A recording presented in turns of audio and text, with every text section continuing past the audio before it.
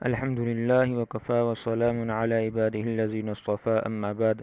عن أبي هريرة رضي الله تعالى عنه قال قال رسول الله صلى الله عليه وسلم: إنما أنا لكم بمنزلة الوالد أعلمكم، فإذا أتى أحدكم الغائط فلا يستقبل القبلة ولا يستدبرها ولا يستدب بيمينه، وكان يأمر بثلاثة أحجار وينهى عن الرأس والرمة. رواه ابو داود.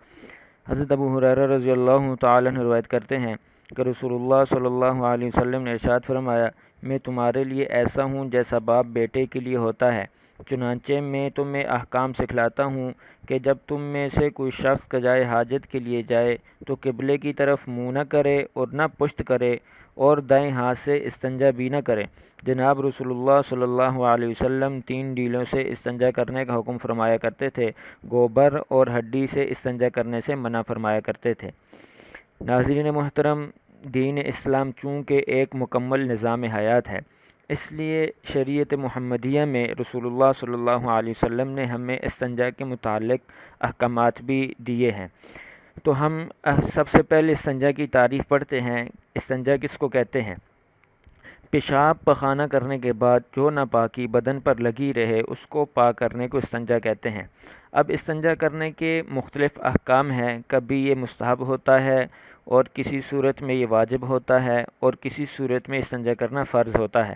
اب استنجا کرنا مستحب کس صورت میں ہے؟ اگر پیشاب پخانہ کرنے کے بعد نجاست اپنے مقام سے بالکل بھی ادھر ادھر نہ لگے تو ایسی صورت میں استنجا کرنا مستحب ہے۔ لیکن اگر پیشاب پخانہ کرنے کے بعد نجاست اپنے مقام سے بڑھ جائے، لیکن وہ اتنی بڑھے کہ 1 درہم کی مقدار یا 1 ہتھیلی کے جو گہراؤ ہے، یعنی 5 روپے کے سکے کے برابر یا 1 روپیہ بڑے والا اس کے برابر اگر اس تک ہو یا اس سے کم ہو، تو ایسی صورت میں استنجا کرنا واجب ہے۔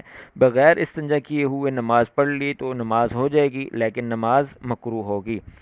اور فرض اس کی وہ صورت ہے کہ نجاست اپنے مقام سے 1 درہم کی مقدار سے زائد ہو جائے، یعنی ہتھیلی کا جو گہراؤ بنتا ہے، جو 5 روپے والے سکے یا 1 روپے والے بڑے سکے کی برابر ہے، اس سے بڑھ جائے نجاست، تو ایسی صورت میں استنجا کرنا فرض ہو جاتا ہے۔ فرض ہونے کا مطلب یہ ہے کہ اگر کسی شخص نے استنجا کیے بغیر نماز پڑھ لی تو اس کی نماز نہیں ہوگی۔ اب استنجا کے مختلف مسائل ہیں، وہ ہم پڑھتے ہیں۔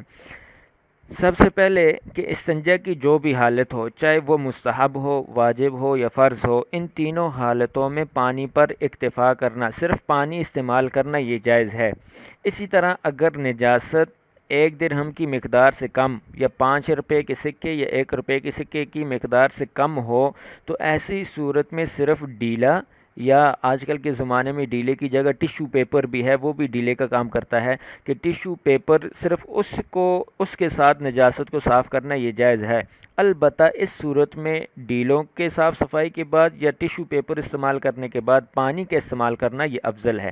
اگر نجاست کی مقدار 1 روپے یا 1 درہم یا 5 روپے والا جو سکہ ہے اس سے بڑھ جائے تو ایسی صورت میں پانی کا استعمال کرنا واجب ہے، صرف ڈیلے یا ٹیشو پیپر کا استعمال کرنا کافی نہیں ہوگا۔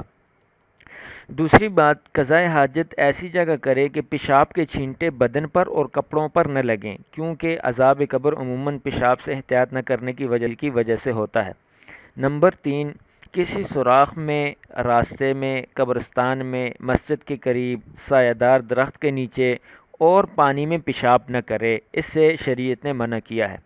قضائے حاجت کے دوران کسی سے باتیں کرنا مکروہ ہے، البتہ اگر کوئی عذر پیش آ گیا ہے تو قضائے حاجت باتیں کر سکتے ہیں۔